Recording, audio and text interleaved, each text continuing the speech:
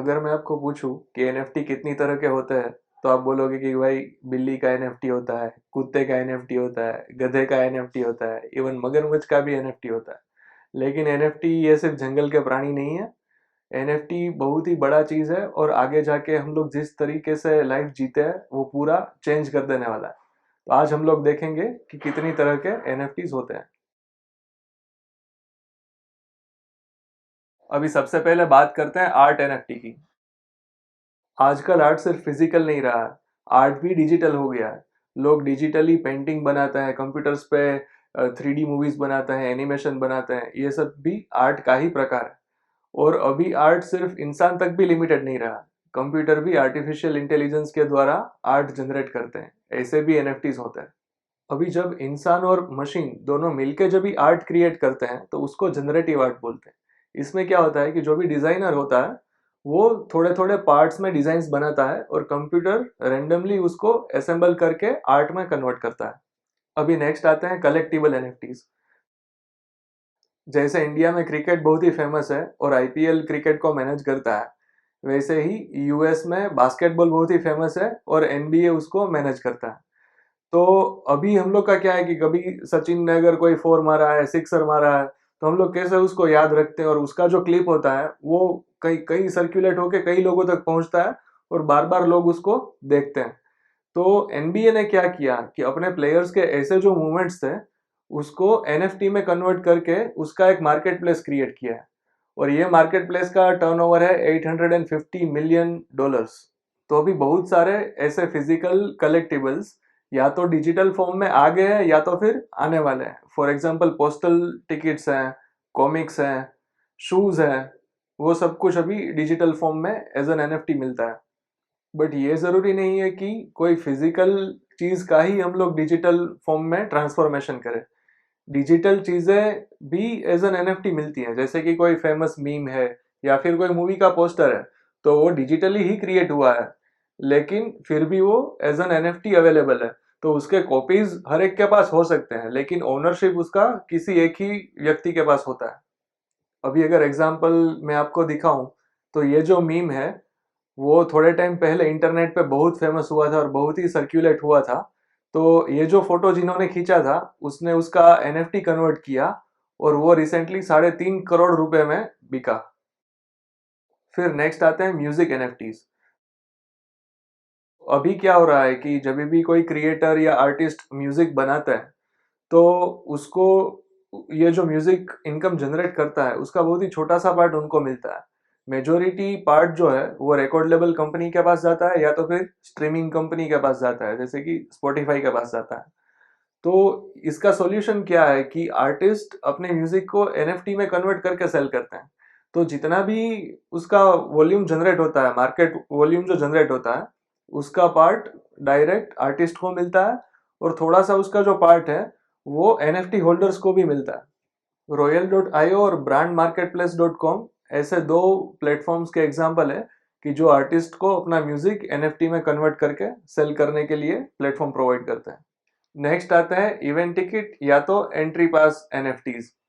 तो रिसेंटली कोचेला करके एक यूएस में कंपनी है, उन्होंने क्या किया कि अपना लाइफ टाइम मेंबरशिप का जो पास है वो एनएफटी बना के सेल करने के लिए मार्केट में रखा है।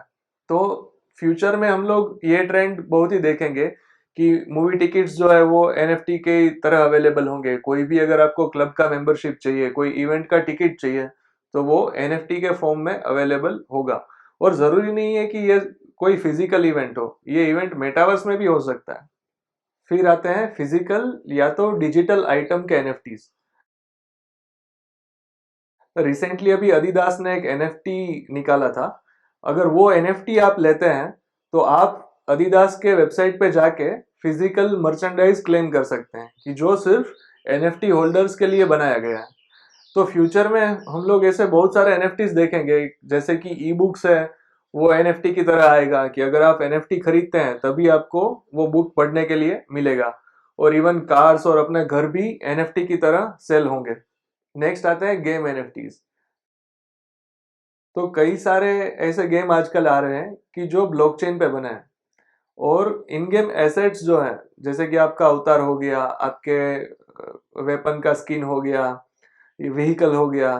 तो ये सब कुछ आपको एनएफटी की तरह देते हैं। अगर मैं कुछ एग्जांपल आपको दूं तो हीरोज ऑफ माविया है, एक्सी इन्फिनिटी है, साइडस हीरोज है, स्टार एटलस है और कई सारी ऐसी गेम्स हैं। नेक्स्ट आते हैं लैंड एनएफटीज।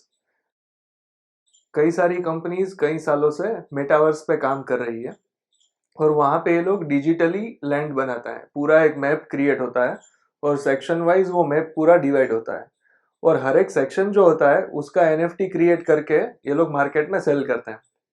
कुछ अगर ऐसे प्रोजेक्ट्स के एग्जांपल मैं आपको दूं तो सैंडबॉक्स है, डिसेंट्रलैंड है, इल्यूवियम है, एक्सी इन्फिनिटी है।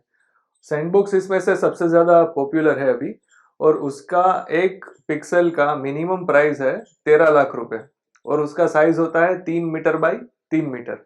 और ये सिर्फ डिजिटली अवेलेबल है, फिजिकली आपको कोई लैंड इसमें नहीं मिलता है। बट कई सारी कंपनीज सेम कंसेप्ट को फिजिकली भी इम्प्लीमेंट करने के लिए काम कर रही है। तो फ्यूचर में हो सकता है कि आप अपना फिजिकल लैंड जो है वो एनएफटी के जरिए बाय या तो सेल करेंगे। नेक्स्ट आता है वोटिंग एनएफटी।